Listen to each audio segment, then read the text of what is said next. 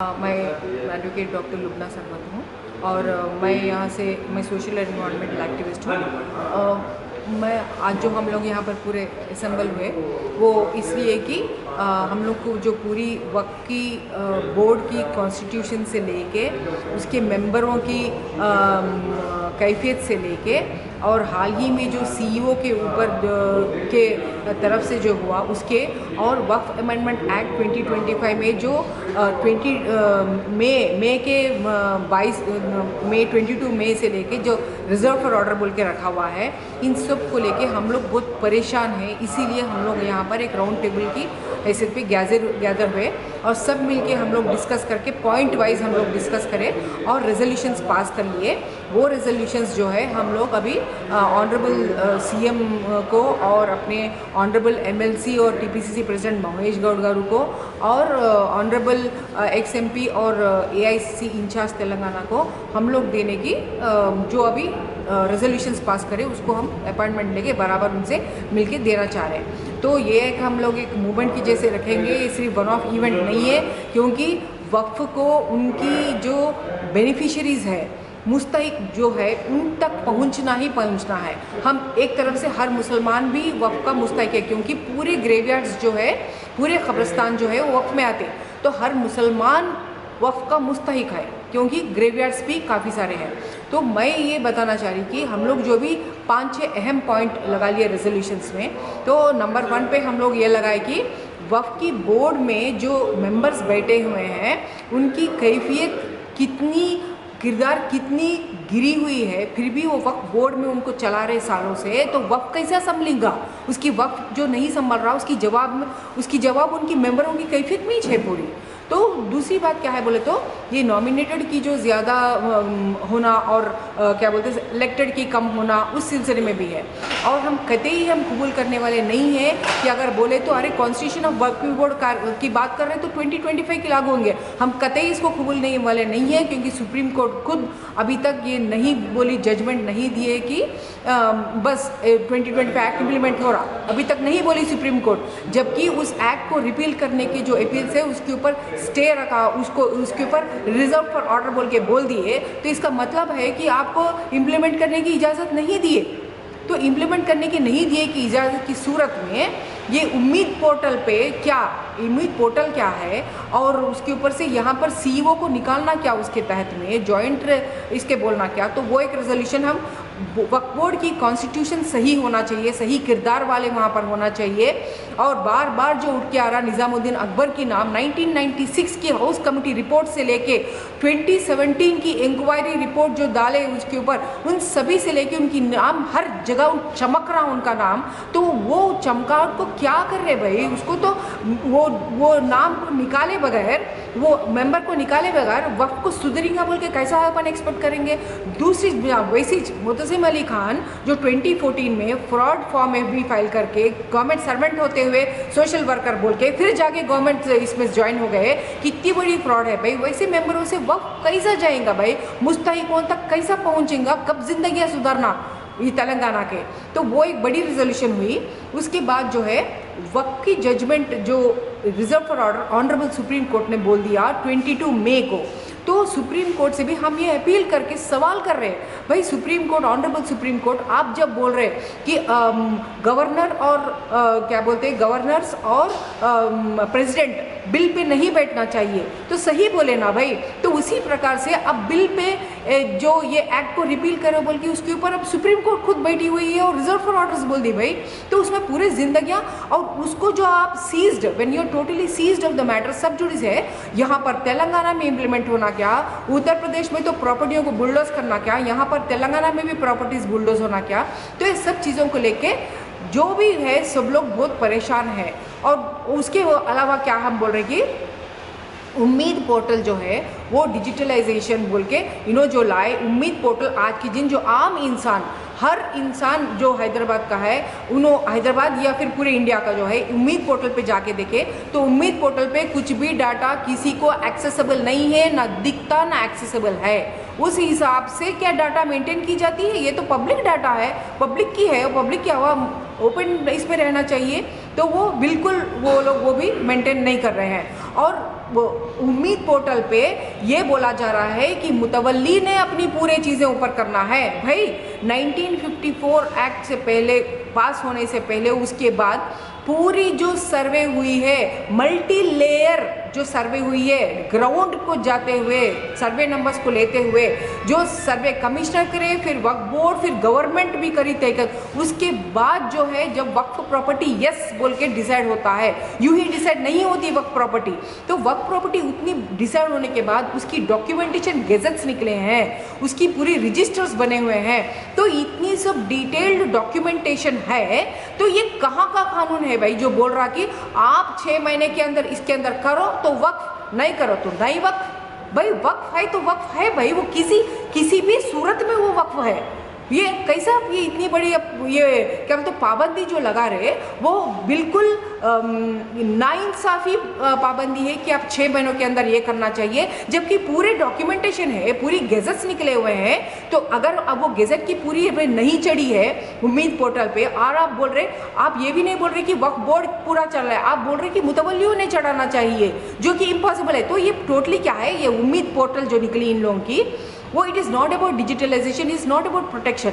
वो क्या है मालूम, वो एक्सक्लूजन करना, वक्फ प्रॉपर्टी को एक्सक्लूड करना। अब फर्ज करिए वक्फ प्रॉपर्टी पे जो एंक्रोच किए हुए हैं उसको कौन चढ़ाएंगा भाई, उम्मीद पोर्टल पर नहीं चढ़ाएंगे ना। यानी क्या है, वो हमेशा के लिए वक्फ में कितनी भी लड़ाई लड़ो, आप उसको वापस नहीं लाना चाह रहे, क्योंकि आप नया डिजिटल पोर्टल ला के बोल रहे कि वही रजिस्टर्ड है, जबकि पूरी प्रॉपर्टी रजिस्टर्ड है ऑलरेडी। तो आप ये एक्सक्लूजन करने के लिए ये बहुत बड़ी साजिश है, कॉन्स्पिरेसी है कि टू कंडोन ऑल द एंक्रोचमेंट्स को बोल देना कि आप एंक्रोचमेंट ही नहीं है भाई, आप हमेशा के लिए आप आज़ाद हो। तो इस हिसाब से जो करना बहुत बड़ी नाइंसाफ़ी है। और उसके ऊपर से हम सीओ की जो मैटर है, उस मैटर में भी जो इक्विवेलेंट कौन है, एडिशनल कलेक्टर की इक्विवेलेंट क्या है, वो तो गवर्नमेंट आराम से, जैसे शांति Kumari ji the previous chief secretary, उन्होंने फरवरी 2025 में निकाले उन्होंने कि सेक्शन 23 के लिए तहत में जो स्पेशल ग्रेड डिप्टी कलेक्टर है, उन्होंने डिप्टी सेक्रेटरी की इक्विवेलेंट है बोल के जो उन्होंने निकाले, तो क्या अब नहीं निकाल सकते जबकि उनकी दर्जा बड़ी है, भी एडिशनल कलेक्टर है, तो इज इक्विवेलेंट जॉइंट सेक्रेटरी, अब भी क्यों नहीं निकाल सक रहे? आप कंटेम्प्ट में क्यों नहीं गए? आप क्यों मान गए कि इम्प्लीमेंटेशन में 2025 एक्ट है? कौन बोला आपको इम्प्लीमेंटेशन में है बोल के? आप जब लीगल एडवाइस लिए बोल के माइनॉरिटी सेक्रेटरी बोल रहे, तो कहाँ है वो लीगल एडवाइस? वो आज तक भी नहीं आया क्या वो लीगल एडवाइस? वो लीगल एडवाइस हमको बताइए, पब्लिक डोमेन में रखिए। तो इतने सवालात के बीच में जो ऐसा सीईओ को निकाल दिए, सीईओ का निकालने का मैं एक ऑन रिकॉर्ड बोलना चाह रही हूँ। 2016-17 में भी यही असदुल्ला जी को निकाला गया था। बोर्ड में जब नई बोर्ड बैठी, निज़ामुद्दीन अकबर को सस्पेंड किया हुआ, निज़ामुद्दीन अकबर को रीइंस्टेट करने के बाद बोर्ड की पहली रेजोल्यूशन ये थी कि असदुल्ला को निकाला जाए। अब भी एक्ट की बहाना लेके फिर से उनको निकाला गया। तो हम ये बोल रहे कि हम इसको कतई एक्सेप्ट करने के लिए तैयार नहीं है। वो इनफ इज़ इनफ। सही सी वो काम कर रहे, काम की बुनियाद पे उनको रखिए। इक्विवेलेंट आप खुद मेमो इशू कर सकते हैं, आपके पास वो कैपेसिटी है, चीफ सेक्रेटरी के पास वो कैपेसिटी है। गवर्नमेंट डिसाइड करके उसको बराबर उनको वापस रीइंस्टेट करिए। और वक्फ की पूरी प्रॉपर्टी सब चीज़ों के लिए मुस्तहिकों तक पहुंचना, प्रोटेक्शन भाई, कब आप इस बेनिफिशियरीज को जाएंगा कब आप ये, तो वो चीज़ें हैं। और जो क्रॉनिक कुछ चीज़ें हैं उसकी रेजोल्यूशन पास हुई, मसलन कि रिकॉर्ड रूम बंद है, भाई कहाँ है, क्यों बंद पड़ा है, उसके अंदर की इन्वेंट्री की डॉक्यूमेंटेशन क्या है, वो पूरी डॉक्यूमेंटेशन की इन्वेंट्री की डाटा कहाँ है, where is all the data की वहाँ पर अंदर कौन जा रहे कौन निकल रहे, कहाँ है वो डाटा पूरा, वो इन आउट की क्या मेंटेनेंस हुई, क्या आज तक खुलीश नहीं हुआ 8 साल से, कौन देख रहा, कौन बोल रहा है इसकी पूरी, तो ये कहाँ है, ये तो बहुत इंपॉर्टेंट चीज़ है। और इसी हिसाब से 1996 में जब पूरी जीवोस निकले थे reconciliation of the survey numbers and the Waqf properties की, तो वो हुआ नहीं हुआ। वो जीवोस कहाँ पर है, उसकी आरटीए डाले तो आरटीए के तहत भी ये लोग नहीं दे रहे। वो जीवोस घूम रहा मेरा आरटीए, दर दर घूम रहा मेरा आरटीए, लेकिन आज तक जीवोस की नाम निशान नहीं है कि कौन सी जीवोस है जो रिकन्सिलिएशन के लिए बात करे और आज तक उसकी हाल क्या है। और दूसरी बात, जो इंक्वायरी रिपोर्ट 2017 में बढ़ाया गया निज़ामुद्दीन अकबर जी के ऊपर, बराबर उसकी रिपोर्ट निकालना पड़ेगा और निकाल के आवाम को देना पड़ेगा। तो ऐसे जो क्रॉनिक मैटर्स भी जो है वो पूरे मैटर्स लाए गए थे और उन सभी के ऊपर रेजोल्यूशंस आज पास हो गए। और इसको हम बराबर आगे से हम करेंगे। और कुछ ही दिनों में हम और एक पावर पॉइंट भी हम प्रेजेंटेशन करने वाले हैं, जो कि आवाम को बहुत अहम चीज़ है वो मालूम कराने की।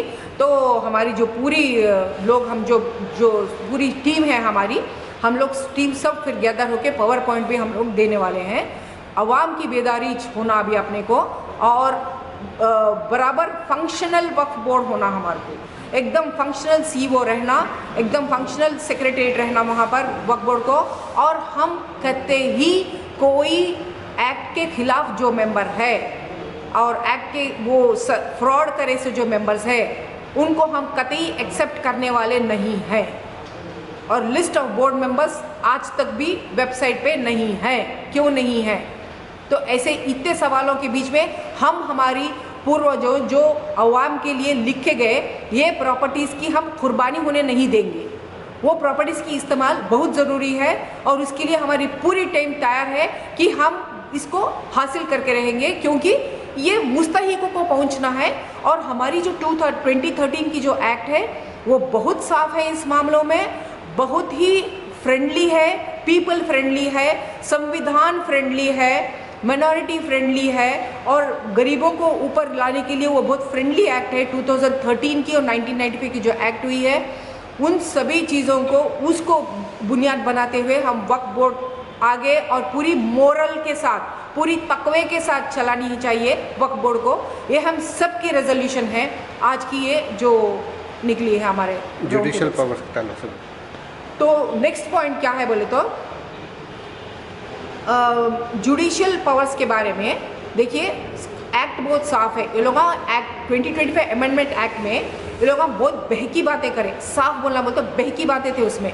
जैसे वुमेन को हम अभी ला रहे 2 वुमेन, अरे भाई मैं खुद अप्लाई करी हूँ ना भाई, 2016 में 2022 में मैं खुद अप्लाई करी वक्फ बोर्ड मेंबर के लिए, क्योंकि 2013 एक्ट में लिखा हुआ है कि 2 मेंबर वुमेन मेंबर कंपलसरी है बोले वो लोग।